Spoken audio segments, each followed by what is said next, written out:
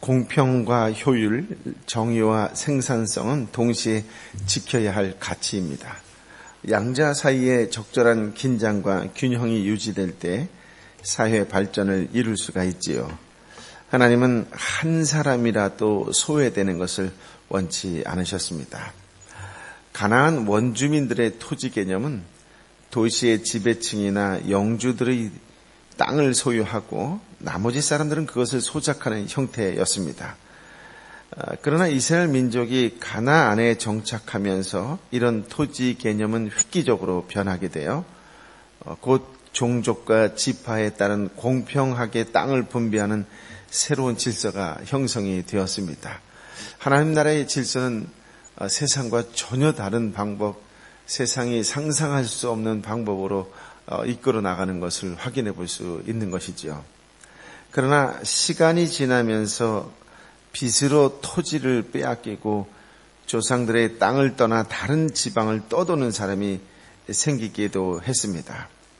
이러한 방랑은 언약 공동체를 파괴시키는 위협적인 일이 되었지요.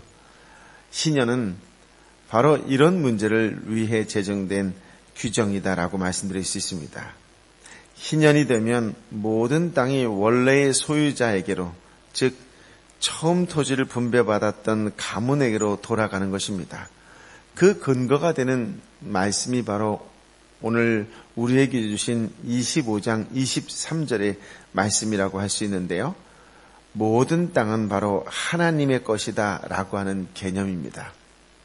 이스라엘 백성이 가나안을 정착할 때는 모두가 아무것도 가지지 못한 상태에서 단순히 제비를 뽑아 공평하게 땅을 나누었지요.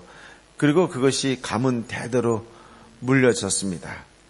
처음부터 그들 자신의 것이 아니었기 때문에 땅은 사고 팔거나 남에게 양도할 수가 없었습니다.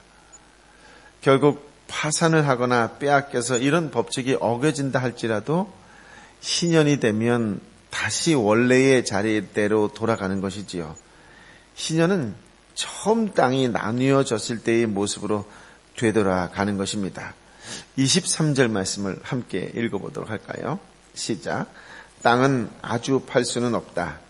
이는 그 땅이 내 것이며 너희는 나와 함께한 나그네들로 임시 거주자들이기 때문이다.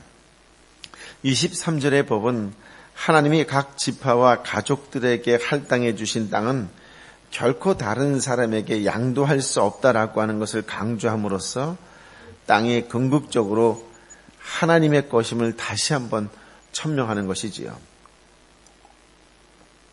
사실 모든 것은 다 창조주 하나님께로부터 왔습니다. 우리는 그분이 관리하라고 맡긴 것을 돌볼 뿐이지요. 주인은 하나님이시고 우리는 하나님께 땅을 임대받은 소작이요 청지기일 뿐입니다.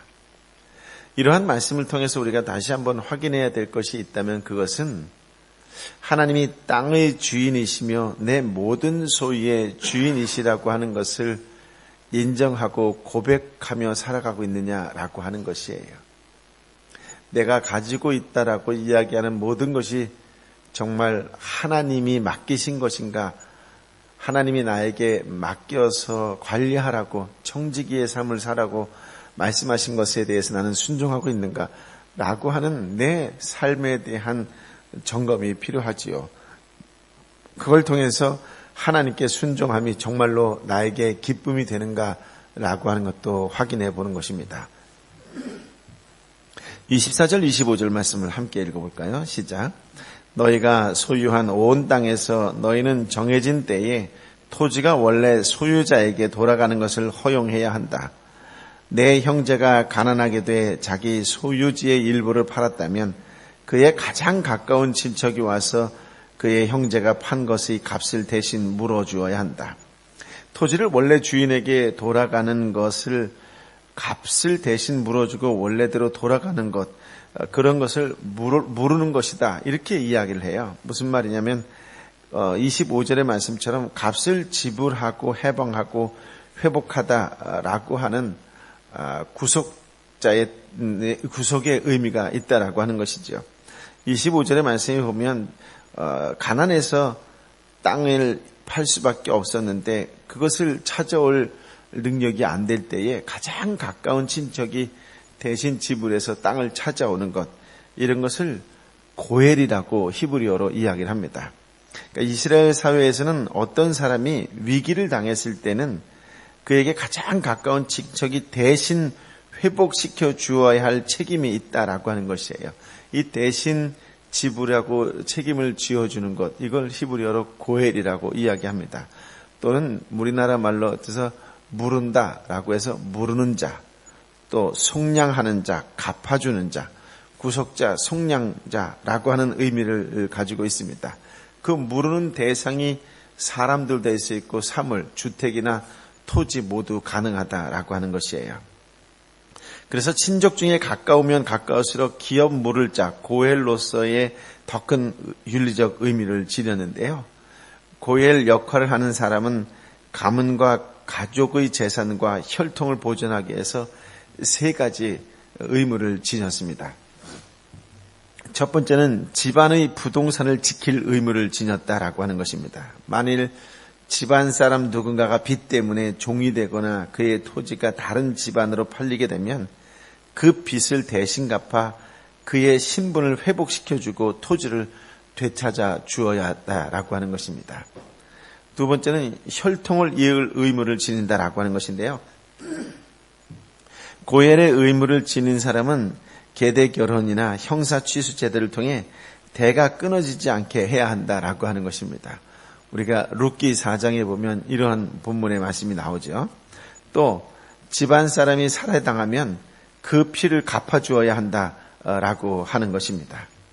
이러한 고엘 제도는 이스라엘 백성들 상호 간의 사랑을 나타낸 것이며 나아가 인류의 대속자가 되사 그들을 구원하고자 피로써 물으신, 피로써 값을 대신 치르신 예수 그리스도의 사랑의 사역을 예표로 보여준다, 이렇게 이야기하기도 합니다. 즉 예수 그리스도께서 몸소 십자가에 달리심으로 죄인된 인간들의 죄값을 지불하시고 우리를 속량해 주신 것을 연상시켜준다라고 이야기할 수가 있습니다. 꽤 오래전 얘기인데요. 제 주변에 아주 희한한 일을 한번 경험한 적이 있었어요. 그러니까 삼형제였는데요. 이 삼형제가 다 결혼한 사람이었어요. 그 삼형제가 다 결혼해서 집도 한 채씩 있고 그냥 평범하게 먹고 살만 했어요. 그런데 형이 그만 사업을 하다가 부도가 났어요. 그랬더니 둘째가 집을 팔아서 형의 그 사업 자금을 대더라고요. 그런데도 또 망했어요. 그랬더니 셋째가 집을 팔아서 또 그 두 형을 대신 뒷바라지 하더라고요. 망했어요. 그 삼형제가 다 망했는데 변함없이 삼형제가 친하더라고요. 근데 놀라운 것은 그 아내들도 마찬가지더라고요. 그래서 제가 정말 희한한 걸 구경한 것입니다.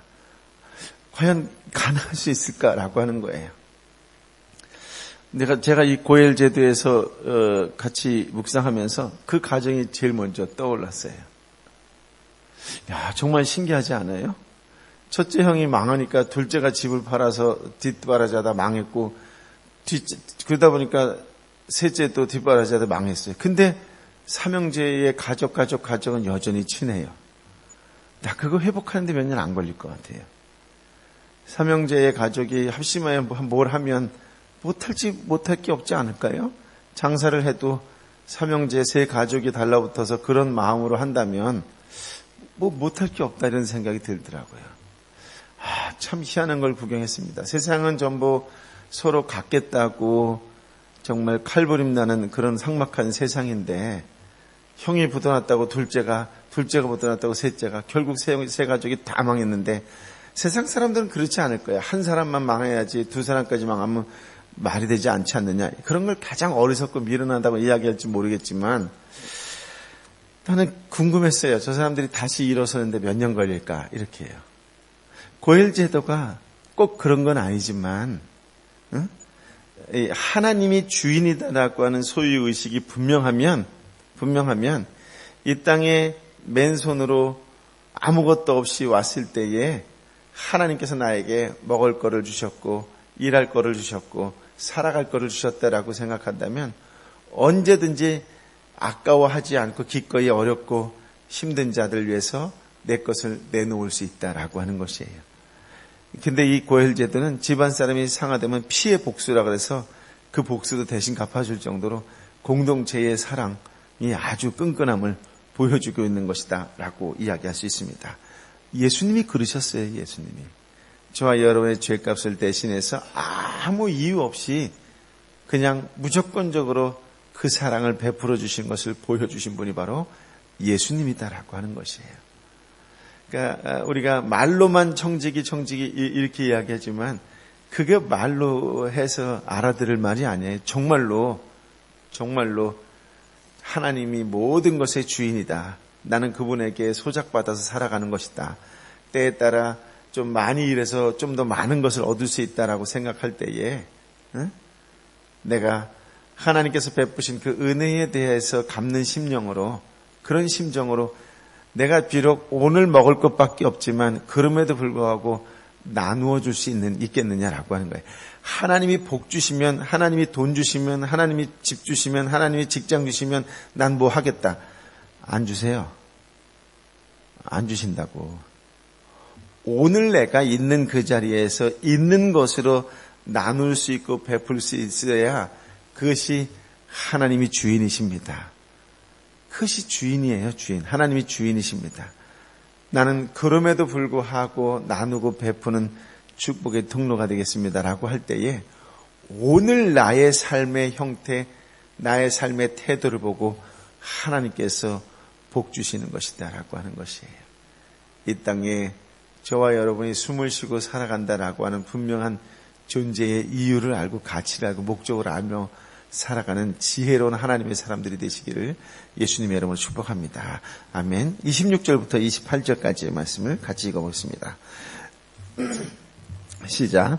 그러나 그 땅의 값을 대신 물어줄 사람이 없지만 나중에 그가 돈이 벌어서 값을 지불할 정도가 된다면 그가 그 땅을 판 그 해로부터 가치를 계산해서 그 가치를 뺀 나머지를 물으는 값으로 이전에 땅을 팔았던 사람에게 지불하고 그는 자기 소유지로 돌아갈 것이다. 그러나 그가 그 땅을 다시 살 만큼의 돈을 갖고 있지 못하다면 그가 판 땅은 희년까지 그것을 산 사람의 소유로 남아있을 것이다. 그 땅은 희년의 땅을 산 사람에게서 자유로울 것이며 원래의 소유자가 자기의 소유지로 되돌릴 수 있다. 만일 가족이나 친족이 토지를 무르지 못했다 할지라도 후에 그가 부유하게 되어 빚을 갚을 능력이 생겼을 경우 언제든지 스스로 물을 수 있다라고 하는 말씀이죠. 땅을 산 자는 본래 주인의 토지를 무르는 권리를 절대로 거부할 수 없습니다. 이 땅은 이 경우 무르는 값은 희년까지 남은 연수의 근거에서 계산해서 치르는 것이죠. 그러나 이를 물을 능력도 없고 대신 물려줄 친척도 없는 경우 그는 최후의 수단으로 희년에 그 기업을 되돌려 받을 수 있었다라고 하는 것입니다. 그래서 보통 이들은 희년에 되돌려 줄 것을 전제로 매매를 했다 이렇게 이야기합니다.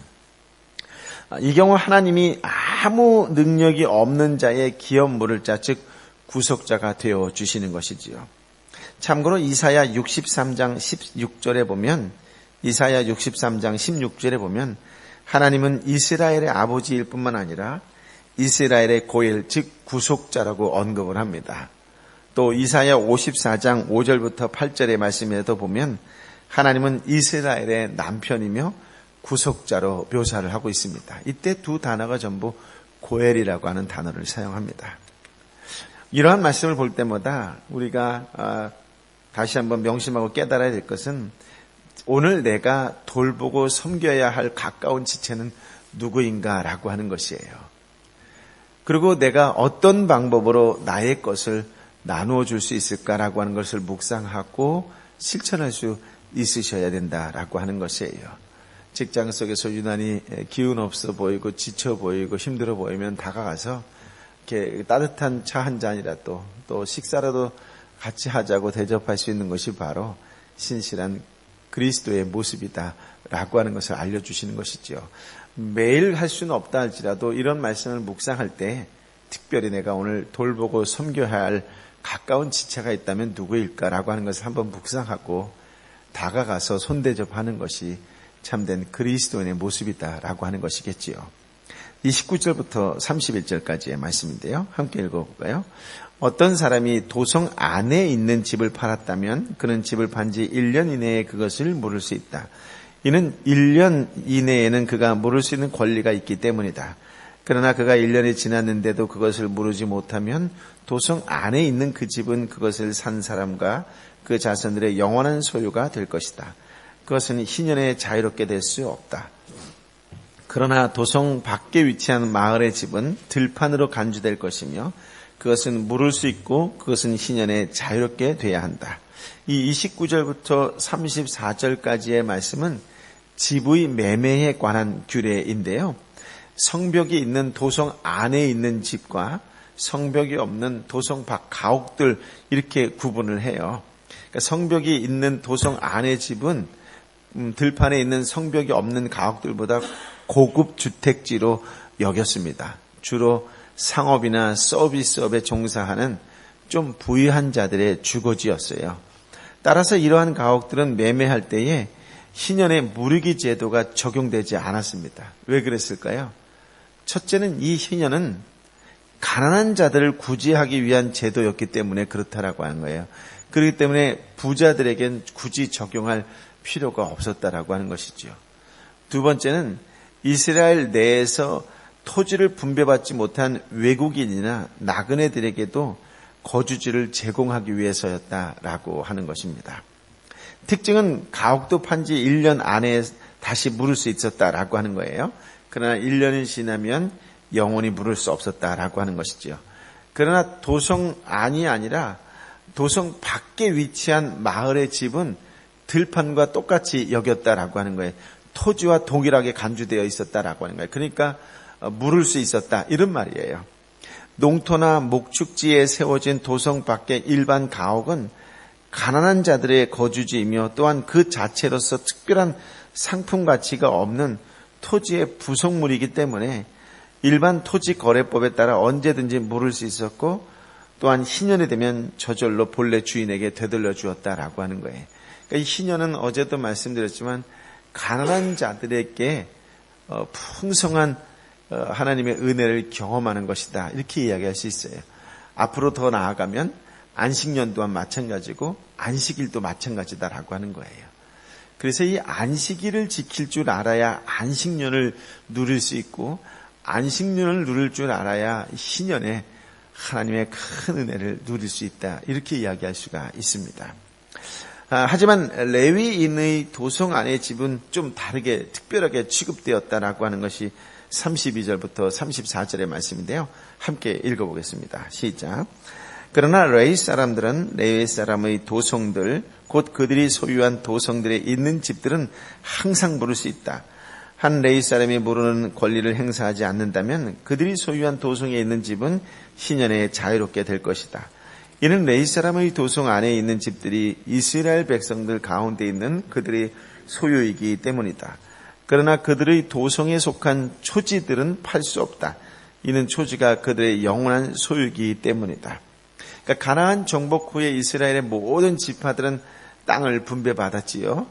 그러나 레위인들에게는 아무 땅도 주어지지 않았습니다. 다만 이들에게는 48개로 흩어져 있는 성들에 그 레위인들이 맡아야 할 역할을 감당하는 것을 통하여 그들이 있는 주변 가까운 곳에 소규모의 들과 토지만이 주어졌는데 오직 생계를 위한 최소로 주어지는 것들이었다. 이렇게 이야기할 수 있습니다. 그러니까 레위인은 가난할 수밖에 없었어요. 가난한 레위인이 가옥을 팔았을 경우에 희년에 그 가옥이 그들에게 되돌려지지 않는다면 아무것도 물려받지 못한 레위인은 그나마 그에게 주어졌던 그 가옥마저 잃어버리게 되면 아무것도 가지기 수가 없는 그런 딱한 처지에 놓이게 된다라고 하는 것이겠죠. 그래서 이 32절, 34절에 나타나는 규례의 목적은 이러한 것을 방지하기 위해서 레위인들은 기한에 제한 없이 언제든지 그가 판 가옥을, 집을 물을 수 있었다라고 하는 거예요. 만약 그들의 집을 물으지 못할 경우에는 희년에는 그 가옥을, 그 집을 되돌려받을 수 있었다라고 하는 것이죠. 그래서 이 가난한 레위인들을 위해서 특별히 하나님께서 보호해 주시는 그런 규정이다, 이렇게 말씀드릴 수 있습니다. 또 35절 38절에 소개되는 법은 가난한 이스라엘 동족들에게 돈을 빌려주었을 경우 이자를 받지 말아라 라고 하는 명령이 나오는데요. 함께 35절부터 38절 말씀을 읽어보겠습니다. 시작. 너의 형제가 가난해져서 내 가운데서 먹고 살기가 어렵다면 너는 그를 먹여 살려야 한다. 나그네와 임시 거주자가 너의 환대를 받으며 함께 거하듯이 그는 너와 함께 살아야 한다. 그에게 그 어떤 종류의 이자도 받지 말며 너의 하나님을 경외하여라. 그러면 너의 형제가 너와 함께 살 수 있을 것이다. 너는 그들에게 돈을 빌려주더라도 이자를 받지 말며 식량을 빌려주더라도 이득을 취하지 마라. 나는 너희 하나님 여호와니 너희를 이집트 땅으로부터 이끌어낸 가나안 땅을 너희에게 주고 너희 하나님이 됐다. 이 35절부터 38절까지의 말씀 보면 형제가 나오고 환대가 나오고 하나님을 경외하는 것이 나오고 너의 하나님이다, 이렇게 이야기하잖아요. 그러니까 이 35절부터 38절은 어떻게 보면 이스라엘이 이상적인 사회를 이루어가는 데 있어서 가장 위협적인 것이 무엇일까라고 생각하면 빚이었던 거예요. 가난을 통한 빚이었던 것이죠. 그래서 이 빚에 대한 문제를 다루고 있다, 이렇게 이야기할 수 있습니다. 희년제도의 정신은 부의 집중과 극심한 빈부격차를 제한하고 빈민계층의 백성이 주기적으로 사회적 지위와 경제적 기본권을 회복할 수 있게 하는 것이지요. 즉 함께 살아가는 공동체를 만들어가는 것이다 라고 이야기할 수 있습니다. 그러니까 이 희년제도를 통해서 때가 되면 가난한 자도 숨을 쉴 수 있는, 또 부유한 자들도 가난한 자들과 함께 살아가는 그러한 공동체를 만들어가는 제도였다, 이렇게 이야기할 수 있습니다. 이스라엘 백성이 가난한 동족에게 돈을 빌려주었을 경우 동족으로부터 이자 받는 것을 금지되어 있지요. 그러면서 이스라엘 민족은 가장 많이 사용한 단어가 뭐냐면 형제라고 이야기하는 거예요. 이스라엘 민족은 이웃을 형제라고 지칭하는 거예요. 그러니까 형제라고 한다면 형제가 가난으로 인해 돈이 필요하게 되면 마치 나그네에게 환대를 했던 것처럼 아브라함의 부지불식간에 환대했던 것이 나중에 하나님이었다, 이렇게 천사였다, 이렇게 얘기하는 것처럼 나그네에게도 환대하는데 하물며 형제에게 너그럽게 대해서 곤경에 빠진 것으로부터 해결해 주어야 되지 않느냐, 이런 말씀이에요. 그래서 교회 안에서 형제 자매라고 하는 그 단어의 뿌리가 엄청나게 깊다는 것을 다시 한번 확인할 수 있겠죠. 그러니까 가난한 자들에게 손을 내밀어 돕는 것은 형제로서 마땅히 해야 할 의무이다, 이렇게 얘기하는 거예요. 이스라엘의 법은 동족에게 돈을 빌려주는 것을 허용하지만 이에 대한 대가로 이자나 이득을 취하는 것은 엄격히 금하였다라고 하는 것입니다. 가난한 자에게 이자를 받지 않고 돈을 빌려주는 것은 가난한 자들의 생계를 돕는 자선행위다, 이렇게도 이야기할 수가 있습니다. 이 모든 것의 뿌리와 근거가 되는 것이 바로 우리가 읽은 그 마지막 말씀이었던 것이에요. 나는 너희의 하나님 여호와다. 무슨 말이에요? 너희를 이집트 땅으로부터 이끌어낸 가나안 땅을 너희에게 주고 너희 하나님이 되었다. 하나님께서 이렇게 하시면서 이스라엘에게 무언가 받거나 대가를 요구한 적이 없으세요. 전적인 하나님의 은혜이지요. 하나님의 자비하심입니다. 즉 하나님의 자비하심에 근거해 너희들도 가난한 자에게 자비를 베풀어야 된다, 이렇게 말씀하시고 계시는 거예요.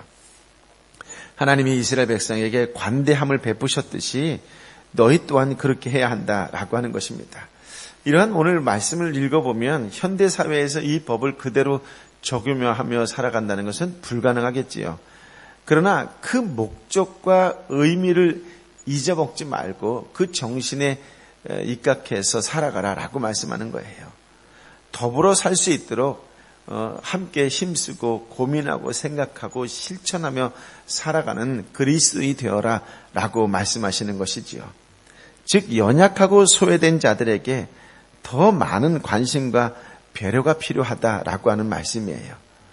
여러분의 삶 속에 연약한 자에 대한 관심, 배려, 사랑도 포함되어 있습니까? 지극히 작은 자에 대한 태도가 예수님에 대한 태도이지요. 성도는 말과 혀로만 사랑해서는 안 될 것입니다. 행함과 진실함을 통해 내면의 믿음과 사랑을 입증해야 하겠지요. 진심으로 하나님을 사랑한다면 무엇보다도 주변에 있는 약하고 부족한 자들에게 관심을 가져야 할 것입니다. 특히 경제적으로 약한 이웃을 예수님처럼 돌보며 살아가는, 또 그렇게 오늘 주변을 둘러보고 다가가 실천하는 그런 축복의 통로의 삶을 살아가는 복된 날이 되시기를 예수님의 이름으로 축복합니다. 아멘. 아버지 하나님, 참으로 귀하고 복된 생명의 말씀을 주시니 감사합니다. 나의 주인이 누구이고 나의 모든 것에 소유권이 어디에 있다라고 하는 것을 분명히 알게 하여 주시니 감사합니다. 정말로 나의 모든 것이 하나님께로부터 왔고 그 원래의 주인이 하나님이라고 고백할 수 있는 믿음의 사람으로 살아감으로 말미암아 우리의 삶 속에서 하나님이 주인이라고 하는 것이 드러나는, 즉 하나님의 영광이 드러나는 축복의 통로의 삶이 되게 하여 주옵소서. 우리의 삶을 통하여 진정으로 하나님의 사랑이 드러나게 하여 주옵소서. 우리의 삶을 통하여 진정으로 하나님의 자비하심이 드러나게 하여 주옵소서. 오늘도 그렇게 세상 속에서 말과 혀가 아니라 행함과 진심으로 살겠습니다. 내 내면의 믿음과 사랑을 증거하는 증거자로 살겠습니다. 하나님께 칭찬받는 자로 살겠습니다. 하나님의 영광을 드러나는 자로 살겠습니다. 이 땅에 아프고 힘들고 지친 자들에게 다가가 위로하고 격려하고 사랑을 나누어 주는 자로 살겠습니다. 저들을 축복하며 살겠습니다라고 결단하오니 주여 우리의 삶 가운데 역사하여 주시어서 이것이 말과 혀가 아니라 삶으로 드러나는 삶을 살아갈 수 있도록 다시 한번 능력과 권능의 성령을 부어 주옵소서. 오 주여 성령을 부어 주옵소서. 이제는 우리 주님 예수 그리스도의 은혜와 아버지 하나님의 크신 사랑과 성령 하나님의 교통하심이 진심으로 하나님을 사랑하는 자답게 오늘 내 삶에 돌봄이 필요한 자, 연약한 자, 약한 자, 부족한 자를 돌보며 찾아가며 만져주며 위로하며 그들에게 주 예수 그리스도의 사랑을 나누어주는 자 축복의 통로로 살겠습니다라고 다시 한번 말씀 앞에 결단하고 계시면은 하나님의 사람 한 사람 한 사람 머리 위에 저들이 함께 기도하는 가족과 저들이 함께 기도하는 이웃과 열방의 선교사님과 선교지 위에 이제부터 영원토록 함께하여 주옵기를 간절히 축원하옵나이다. 아멘.